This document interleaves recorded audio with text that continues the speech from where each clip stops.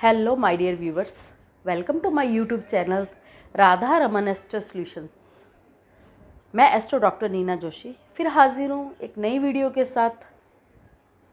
माँ के नवरात्रे चल रहे हैं तो माँ के सभी रूपों की चर्चा की जा रही है। 3 रूपों की चर्चा माँ की मैंने करी 3 नवरात्रों में। आज चौथे रूप की चर्चा माँ की जाएगी चौथे नवरात्रे में। तो माँ के जो ये रूप हैं, माँ का जो चौथा नवरात्रा है ये क्यों मनाया जाता है और इसमें माँ के इस रूप की क्यों जो है चर्चा की जाती है, तो मैं इसके बारे में थोड़ी सी जानकारी आप लोगों से शेयर करना चाहूँगी।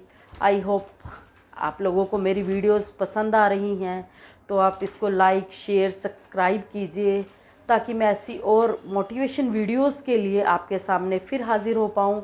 क्योंकि जो हिंदुस्तान है वो धार्मिक कंट्री कहलाई जाती है, धार्मिकता से जुड़े हुए लोग हैं। तो हमारे यहाँ जो त्यौहार मनाए जाते हैं, व्रत मनाए जाते हैं, सब व्रत त्योहारों के साथ कोई ना कोई पौराणिक कथा सम्मिलित है, तो जो कि हमारे पुराणों में लिखी गई है। तो मैं ऐसी ही वीडियोज़ आपके साथ शेयर करती रहूँगी। आप मेरे यूट्यूब चैनल को लाइक शेयर सब्सक्राइब कीजिए ताकि किसी और पर्सन को भी इसका बेनिफिट मिल सके, वो उसके अकॉर्डिंग जो चौथे नवरात्रे की पूजा है वो उसको विधि विधान से कर सकें। तो आप लोग शेयर करेंगे तो किसी और को भी इसका बेनिफिट जो है मिलता रहेगा। अब माँ के चौथे रूप माँ कुष्मांडा, चौथा नवरात्रा है 29 सितंबर को, तो माँ कुष्मांडा माँ के चौथे रूप की पूजा की जाएगी। माँ कुष्मांडा जो है, जो पुरानी कथा है उसके अकॉर्डिंग, धरती पर जब जीवन नहीं था उस वक्त एक आग का गोला जो है धरती पर उत्पन्न हुआ, एक शक्ति का रूप आया। उस आग के गोले के से माँ कुष्मांडा उत्पन्न हुई। माँ कुष्मांडा शेरनी पर सवार थी, लाल आसन पर विराजमान थी। माँ के 8 अष्टभुजाएं थी। 8 हाथों में माँ के जो 7 हाथ हैं उनमें एक में गदा, एक में शंख, एक में जो है अमृत कलश था, एक में धनुष था और एक हाथ में माँ के जो है वो अमृत कलश था। और जो 8वां हाथ है उसके अंदर एक माला थी रुद्राक्ष की, जिसमें अष्ट सिद्धि नवनिधियों का जो है माँ के हाथ में वरदान रहता है। तो माँ का ये रूप था, एक हाथ में सुदर्शन चक्र भी लिए हुए है, इतना ज़्यादा प्रकाशमान था, सूर्य के समान प्रकाशित माँ का ये रूप जो था। माँ जब उत्पन्न हुई, माँ ने उत्पन्न होने के बाद अपनी जो दाईं आँख से देखा तो उस दाईं आँख से एक रुद्र रूप निकला जो कि महाकाली थी। महाकाली का रूप अवतरित हुआ। जब माँ ने अपनी माथे के सेंटर से देखा, यानी 3rd आई से माँ ने दृष्टि देखा, तो वहाँ से एक शक्ति उत्पन्न हुई जो कि महालक्ष्मी थी। जब माँ ने अपनी बाईं आँख से देखा तो बाकी बाईं आँख से जो तीसरी देवी उत्पन्न हुई वे थी महासरस्वती। तो 3 देवियाँ माँ कुष्मांडा के उत्पन्न होने के बाद 3 देवियाँ धरती पर अवतरित हुई, जो महालक्ष्मी, महाकाली और महासरस्वती थी। अब माँ जो थी, माँ कुष्मांडा का जो रूप था, इस रूप को सिंह राशि वाले, अगर इस राशि वाले या लगन वाले इस माँ के इस रूप की पूजा करते हैं तो उनको अष्ट सिद्धि नवनिधि आरोग्य और स्वास्थ्य की जो है वरदान प्राप्त होता है। अमृत कलश माँ के हाथ में है तो अमृतत्व का भी उन्हें वरदान मिलता है। सूर्य यानी सिंह राशि वालों के लिए बहुत ही वरदायिनी माँ रहेगी ये। इसके अलावा सभी इसकी पूजा कर सकते हैं, ऐसा नहीं है कि वही लोग पूजा कर सकते हैं, लेकिन उनके लिए ख़ास तौर से इसलिए बताया जा रहा है कि हमेशा क्वेश्चन आता है किस देवी देवता की पूजा की जाए।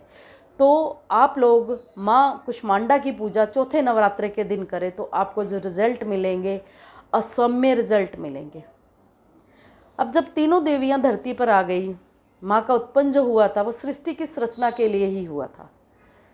तो तीनों देवियाँ आ गई। जब माँ कुष्मांडा ने इस रूप को धरती पर आने के बाद उन्होंने महाकाली की तरफ देखा।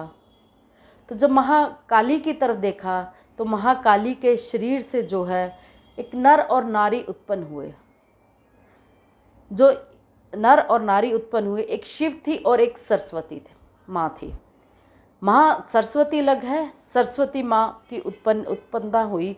और जो सरस्वती माँ और शिव का रूप था, शिव जो थे 5 सिर और 10 हाथ लिए हुए थे, और जो सरस्वती माँ थी 1 सिर और 4 हाथ थे। फिर माँ कुष्मांडा ने महालक्ष्मी की तरफ देखा तो उनके शरीर से जो है नर और नारी उत्पन्न हुए, जो एक ब्रह्मा थे और एक थी माँ लक्ष्मी। माँ लक्ष्मी और ब्रह्मा जी के 4 सिर और 4 हाथ थे। फिर माँ ने माँ सरस्वती की ओर देखा। जब माँ सरस्वती को और माँ कुष्मांडा ने देखा तो विष्णु भगवान और शक्ति का रूप उत्पन्न हुए, और उनके जो एक सिर और 4 हाथ थे। माँ ने जब ये त्रिदेवियाँ और त्रिदेव उत्पन्न हो गए तो माँ ने विष्णु भगवान को माँ लक्ष्मी दी, और जो ब्रह्मा जी को है माँ सरस्वती दी, और शिव भोले को जो शक्ति का रूप प्रदान करा। तो शिव शक्ति के बिना अधूरे हैं, और विष्णु भगवान लक्ष्मी के बिना अधूरे हैं, और ब्रह्मा जी सरस्वती के बिना अधूरे हैं। और इन सबको त्रिदेवियों और त्रिदेवताओं पे पूरी सृष्टि के सृजन का भार था। इनको माँ ने सृष्टि की रचना का भार दिया। तो जो पुरानी कथाओं में ये लिखा है कि जो वो सबसे पहले एक आग का गोला, एक शक्ति उत्पन्न हुई थी, उस शक्ति में से सभी देवी देवताओं का अवतार हुआ। तो ये 3 देवियों और 3 देवताओं का अवतार हुआ, और महालक्ष्मी, महाकाली और महासरस्वती का अवतार हुआ, जो कि तीनों देवियाँ तीर्थ स्थानों में विराजमान रहती हैं। आप लोगों ने माँ कुष्मांडा की जो पूजा करनी है उसके लिए थोड़ा सा मैं आपको जानकारी दे दूं कि उसको किस तरह आपने पूजा करनी। ये तो माँ की एक कहानी थी जो हमारी पुरानी कथाओं में है, जिस माँ कुष्मांडा का उत्पतन कैसे हुआ और आगे हमारा सृष्टि कैसे चली। माँ के आगे आप गाय के घी का दीपक जलाइए, और एक जो कलश रखा हुआ है आपने, पानी वाला जल वाला कलश रखा हो, उसकी भी पूजा करेंगे आप उस दिन। लाल पुष्प चढ़ाएंगे माँ को, सुहागी चढ़ाएंगे, हलवा और दही चढ़ाएंगे। इसके अलावा मालपूड़े माँ को बहुत पसंद है। दूध और सूखे मेवे भी आप माँ को चढ़ा सकते हैं। तो माँ बहुत ही प्रसन्न होगी, और आप लोग माँ से आरोग्यता का और रिद्धियों सिद्धियों का वरदान ले सकते हैं। माँ का ये सौम्य रूप जो है, मतलब तेजस रूप, सूर्य के समान चमकने वाला रूप कहा जाता है। इस रूप की चौथे नवरात्रि 29 सितंबर को आप पूजा कीजिए, आपको अतुल्य फल की प्राप्ति होगी। फिर एक नए वीडियो के साथ आपसे फिर मिलेंगे माँ के 5वें रूप के साथ। फिर इसके माँ के 5वें रूप की चर्चा होगी, ये कैसे उत्पन्न हुई, माँ का 5वां रूप क्या है और कैसे इसको हम मनाते हैं। तो हम इसकी फिर आपसे व्याख्यान करेंगे।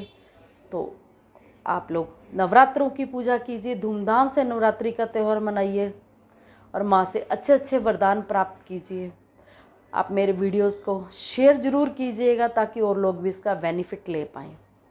आप मुझे मेरे मैसेज बॉक्स में कमेंट कर सकते हैं, यूट्यूब चैनल के माध्यम से आप मुझसे कांटेक्ट कर सकते हैं।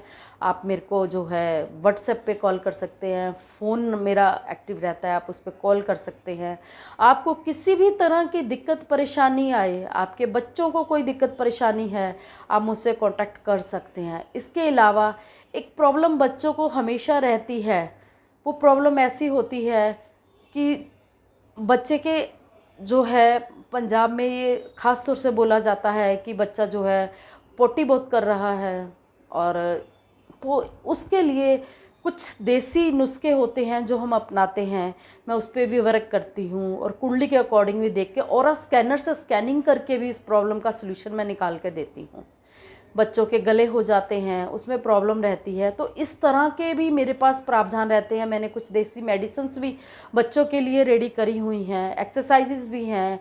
और कौन सा चक्रा ब्लॉक है, देखिए ये डिपेंड करता है चक्रा पे, कौन सा चक्रा ब्लॉक है, किस चक्रे से ब्लॉक होने से, चक्रा के ब्लॉक होने से बच्चे को ये दिक्कत आती है। मैं और स्कैनिंग मशीन से स्कैन करके उनको बताती हूँ। इसमें जो स्कैनिंग मशीन है उसमें ये प्रॉब्लम नहीं है कि आपने स्कैनर को बच्चों के साथ टच करना, नहीं, बच्चा 1 फुट दूरी पे ही खड़ा रहता है और उसको उससे स्कैन किया जाता है।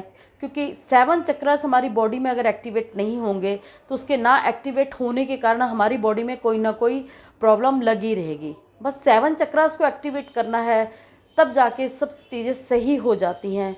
बड़ों को भी ये प्रॉब्लम हो सकती है, वॉमिटिंग आना, लूज़ मोशंस होना, ये सब हमारे चक्रास के बैलेंस डिसबैलेंस से ही होता है। आप अगर अपना बॉडी स्कैन करवाएंगे तो उसमें आपको पता लग जाएगा कि इसमें दिक्कत क्या है। कोई बच्चा ड्रग्स लेने लग गया हो तो उसके लिए भी मैं आपको जो है पूजा पाठ से उसकी रेमेडीज़ करवा सकती हूँ।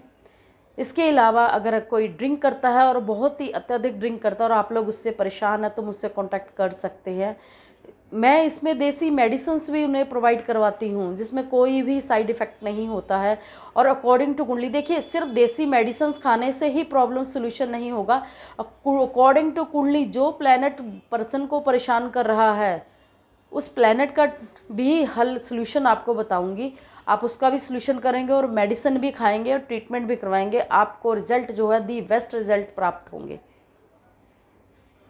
आप लोग जो है माँ की पूजा कीजिए, आराधना कीजिए, आपको आरोग्यता का वरदान मिलेगा। कल फिर मिलते हैं माँ के 5वें रूप के साथ, उसकी थोड़ी सी चर्चा करेंगे और आपको बताएंगे।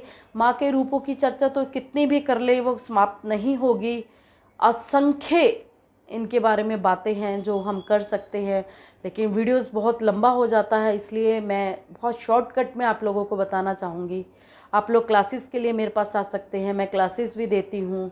हर तरह की मेरे पास जो है क्लासेस अवेलेबल हैं, जैसे निम्बोलॉजी की हैं, वैदिक की हैं, ज्योतिष की हो गई, रेड बुक हो गया, टैरो कार्ड रीडिंग हो, निम्बोलॉजी होगी, लोशियो हो गया, वास्तु का हो गया, इसके अलावा नेगेटिव एनर्जी हो गया, और ऑरा स्कैनिंग मशीन से भी मैं इसकी जो है क्लासेस देती हूँ। तो मैंने इन सबको कंबाइन करके कुछ कोर्सेज रेडी करे, आप मुझसे कांटेक्ट कर सकते हैं किसी भी तरह की प्रॉब्लम के लिए, देसी मेडिसिन्स के लिए भी। Okay, thank you guys. कल फिर मिलते हैं एक नए वीडियो के साथ व्यूवर्स। थैंक्स।